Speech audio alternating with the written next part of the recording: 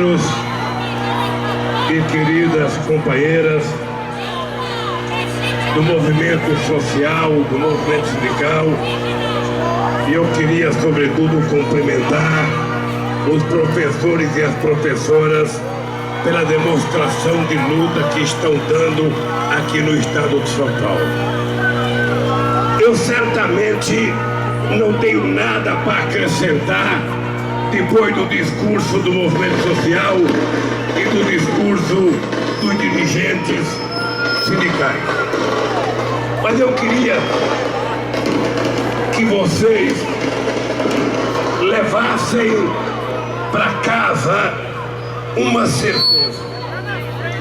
Está ficando cada vez mais claro que o golpe dado neste país não foi apenas contra a Dilma, não foi apenas contra os partidos de esquerda.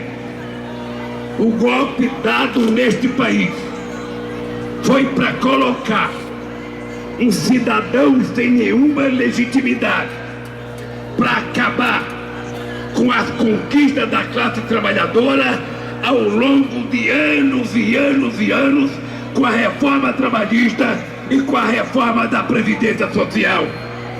O que está por detrás disso é que, embora o governo seja fraco, embora o governo não tenha nenhuma representatividade, ele conseguiu montar dentro do Congresso Nacional uma força política que quase nenhum presidente eleito conseguiu.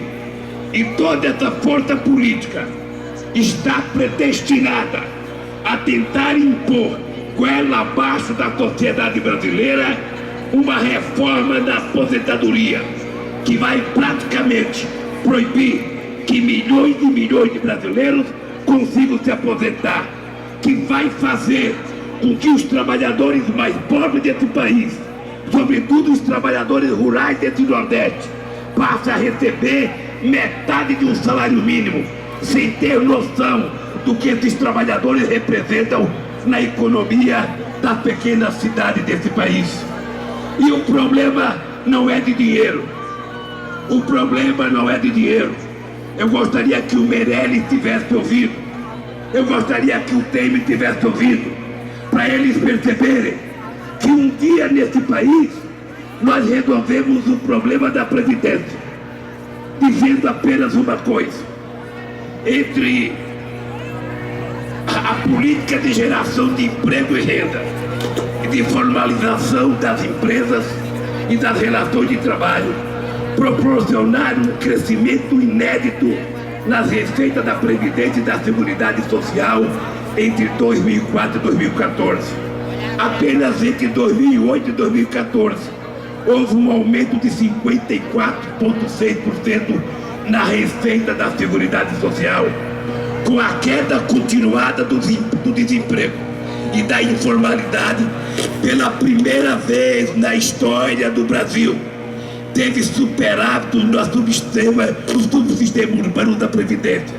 Isso ocorreu a partir de 2010, quando os contribuintes da Previdência superaram a marca de 50% da população economicamente ativa e os salários cresciam em média 3% acima da inflação. Em 2011, as receitas da Previdência correspondiam a 5,9% do PIB. Mesmo no período entre 2012 e 2014, quando o ritmo da economia começou a cair, a Previdência continuou superavitária. Eu queria que o Meirelles e o Temer ouvissem um recado de vocês. A Previdência tem problema? Tem. Quer resolver o problema da Previdência? Quer. Ao invés de fazer uma reforma para tirarem direito, faça a economia voltar a crescer, gere emprego, aumente o salário, que a Receita vai voltar a contribuir. Quando nós geramos 22 milhões de empregos, quando todas as categorias organizadas tinham aumento acima da inflação, quando o salário mínimo era reajustado todo ano, quando a gente tinha as pequenas e médias empresas formalizadas e legalizadas, a Previdência crescia a sua arrecadação.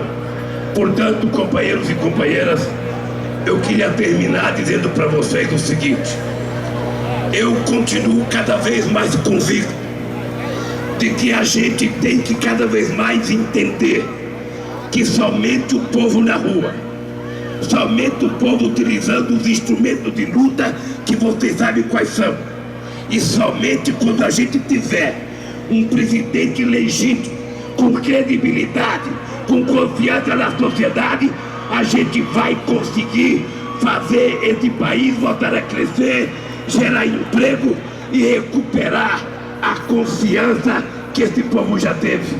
Eu tenho dito todo santo dia que nós provamos que os pobres não eram um problema nesse país. Quando a gente conseguiu incluir o pobre no orçamento da União, o pobre passou a ser a solução. Portanto, os bancos públicos têm que voltar a ser bancos públicos, o BNDES tem que voltar a ser banco de investimento e o governo tem que governar para o povo mais pobre desse país. É preciso que tenha crédito, que tenha financiamento. É preciso parar com essa bobagem de cortar. É preciso parar com essa bobagem de vender as nossas empresas estatais. Estão desmontando a indústria naval, estão desmontando a indústria da construção civil, estão desmontando a indústria de óleo e gás, porque quem não sabe governar só sabe vender. O Temer, ao invés de ser presidente, poderia ser diretor da estação comercial para vender o que era dele e não vender o patrimônio do povo brasileiro.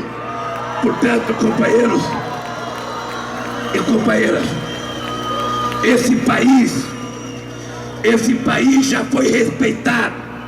Esse país era admirado nos Estados Unidos, era admirado na Rússia, era admirado na China, era admirado na Índia, era respeitado na Argentina, era respeitado na África, era respeitado na América Latina. E hoje nós temos um presidente que não tem nem coragem de ir na Bolívia, não tem nem coragem de ir no Uruguai, porque nenhum presidente quer receber. Este país é muito grande, esse país tem um povo trabalhador, esse país tem um povo ordeiro, e esse país tem um povo que tem esperança. E nós queremos apenas ter o direito de sermos respeitados com dignidade. Eu tenho orgulho de ter sido presidente desse país 8 anos e ter provado que esse país pode fazer muito mais pelo seu povo. Eu quero dizer aos presidentes das centrais sindicais, quero dizer aos companheiros do movimento social, eu quero dar os parabéns a vocês, porque vindo para a rua, vocês estão dando demonstração de que quem pensa que o povo está contente, quem pensa que o povo está aceitando o que está aí, está enganado. Esse povo só vai parar quando eles elegerem um governo democraticamente eleito pelo voto do povo brasileiro.